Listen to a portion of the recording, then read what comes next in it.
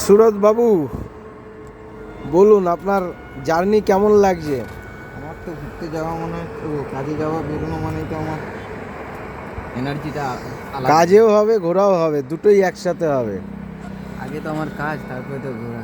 জীবনটা যাই হোক, আজকে রাস্তা কিন্তু ভালোই ফাঁকা পেলাম, বলো। হ্যাঁ, রাস্তায় যানজট নেই, এখন সিঙ্গেল রাস্তা আছে।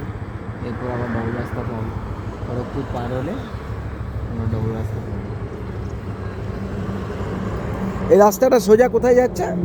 এটা খড়গপুর। খড়গপুর বাইপাস। আচ্ছা আচ্ছা। আমরা যাবো।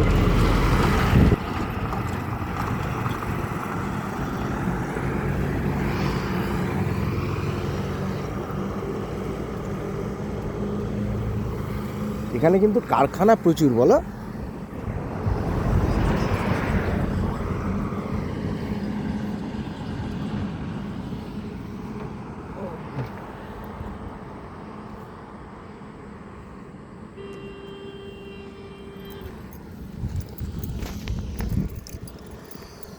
চলো বাবাইদা, আস্তে আস্তে বেরোচ্ছি।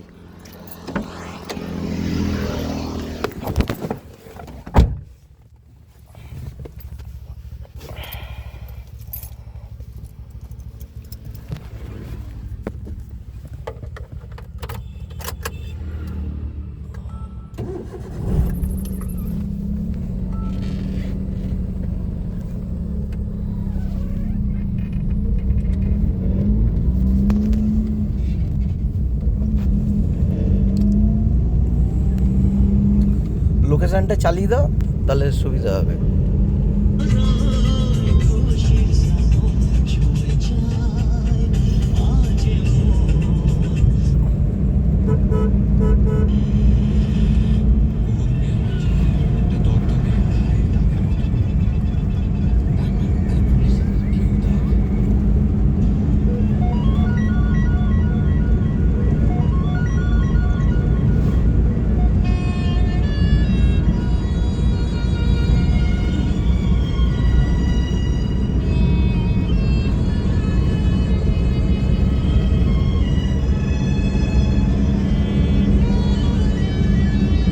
তুমি যখন সকালে আমাকে ফোন করেছো না, তখন কিন্তু আমি সবে ঘুম থেকে উঠেছি, ঠিক আছে? ঘুমাচ্ছিলাম তখনও। 4টের সময় ঘুম থেকে উঠি। 4টে? বাবা থেকে 4টের সময় ডাকার জন্য। হ্যাঁ 4টের সময় ডেকে দিয়ে আমি দাঁত ফাত বেজে ঘুমালাম। হ্যাঁ। আবার 4:30 এলাম, গিয়েছিলাম 4:30টার সময়, তোমায় ডাকলাম 4:30 থেকে। আমি তো গড়িমসি করছি, এই উঠছি, তবে হ্যাঁ, অতটা লেট করিনি আগের মতো।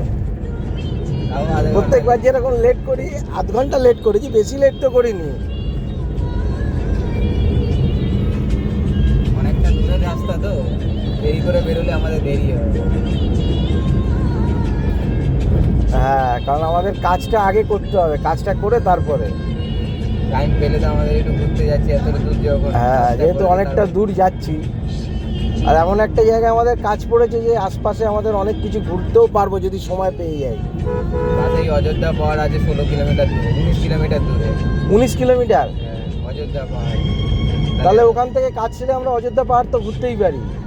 যদি তো টাইমটা হয় কাজ সেরে, সেটাই যতটা তাড়াতাড়ি আমরা পৌঁছাতে পারি। সেই আমাদের তো আজকে তো ওখানে থাকতেই হবে, স্টে যখন করতেই হবে। হ্যাঁ, অযোধ্যা পাহাড়টা তো করেই নেব। একদম ঠিক কথা। যাই হোক, আমাদের এই অফিসিয়াল কাজের জন্য কিন্তু আমাদের টুকটাক আশপাশে অনেক ঘোরা হয়ে যায়, তাই না? হ্যাঁ। কাজও হয়, ঘোরাও হয়। তাহলে এমনিতেও বিশেষ সময় পাওয়া যায় না আমাদের ঘুরতে যাওয়ার। একটুখানি ঘুরলে মনটাও ভালো থাকে। ঠিক এক্স্যাক্টলি। সবসময় কাজ থাকলে আর ভালো লাগে না। একদম। আর তুমি তো আজকে ঘুরতে বেরিয়ে, তোমাকে দেখেও মনে হচ্ছে তোমার মনটা খুবই ভালো লাগছে আজকে। অন্যদিন যেরকম কাজের চাপের মধ্যে থাকো, আজকে সেটা একটু এমনি অফিসে সব মোটামুটি যাতে ঠিকঠাক হয়, একটু সবার সাথে কোঅর্ডিনেট করে নিও,